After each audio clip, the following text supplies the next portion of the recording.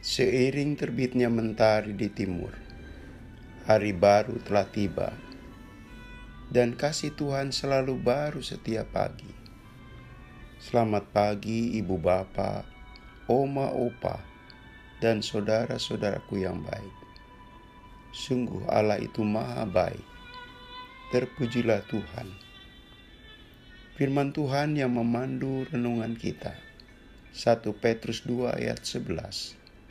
Saudara-saudaraku yang kekasih, aku menasihati kamu, supaya sebagai pendatang dan perantau, kamu menjauhkan diri dari keinginan-keinginan daging yang berjuang melawan jiwa.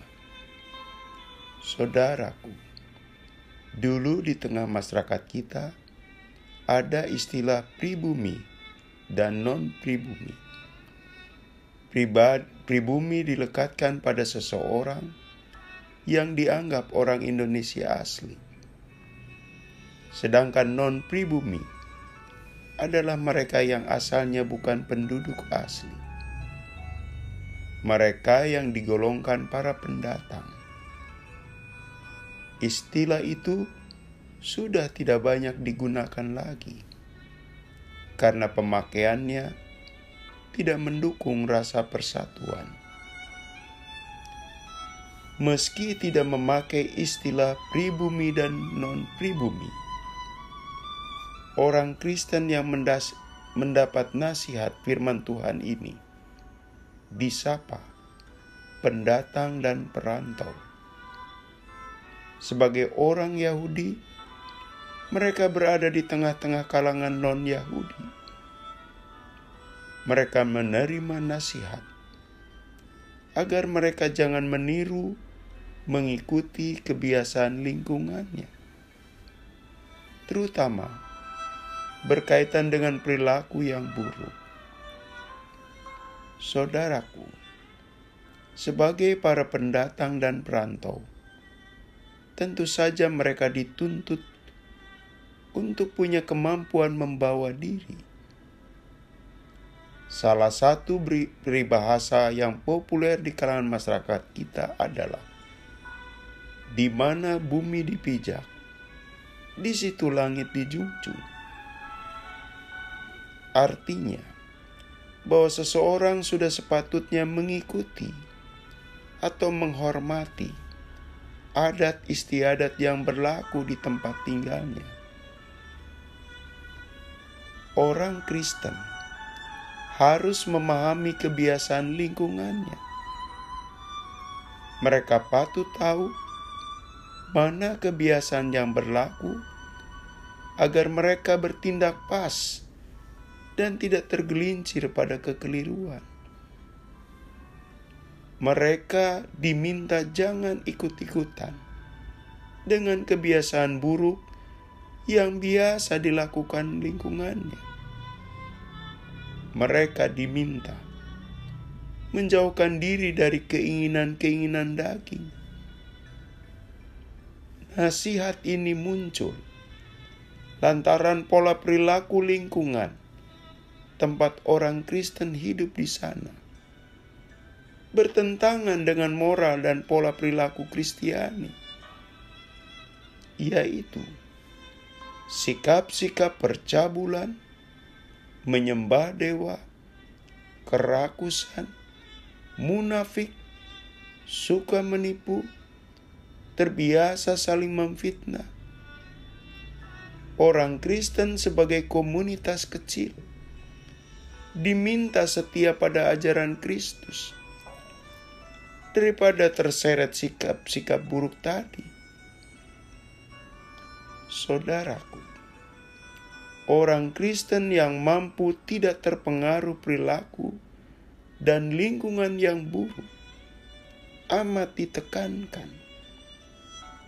Bagaimanapun, karena imannya, orang-orang non-Kristen selalu mencari-cari titik kelemahan umat Tuhan. Orang Kristen suka diawasi kesalahannya.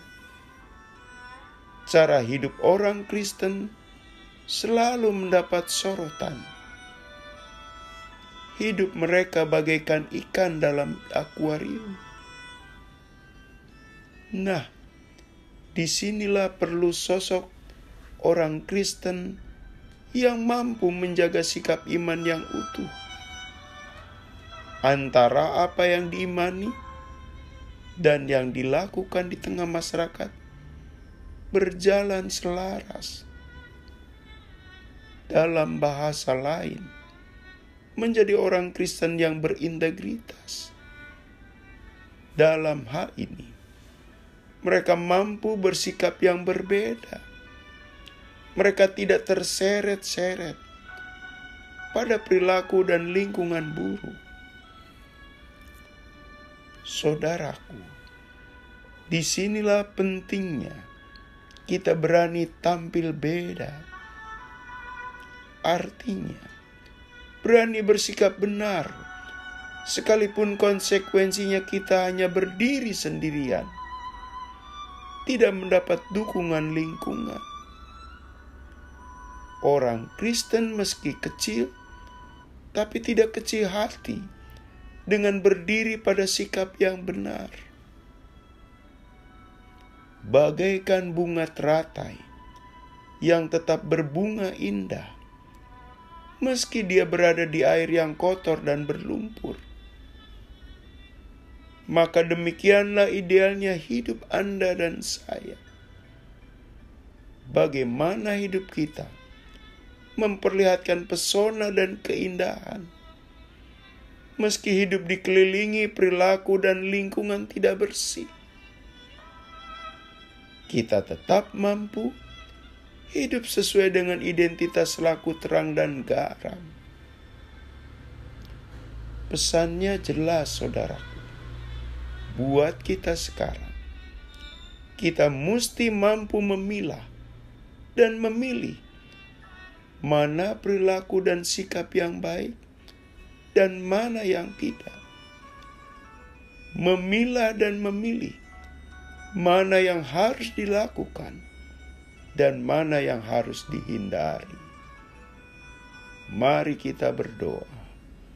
Tuhan, karuniakan kami hati dan sikap yang bisa membawa diri agar sebagai murid-Mu tetap setia sesuai dengan panggilan-Mu. Dalam nama Yesus kami berdoa. Amin. Selamat pagi saudaraku, selamat memasuki hari baru. Bersama Pendeta Emeritus Supriyatno, Tuhan memberkati.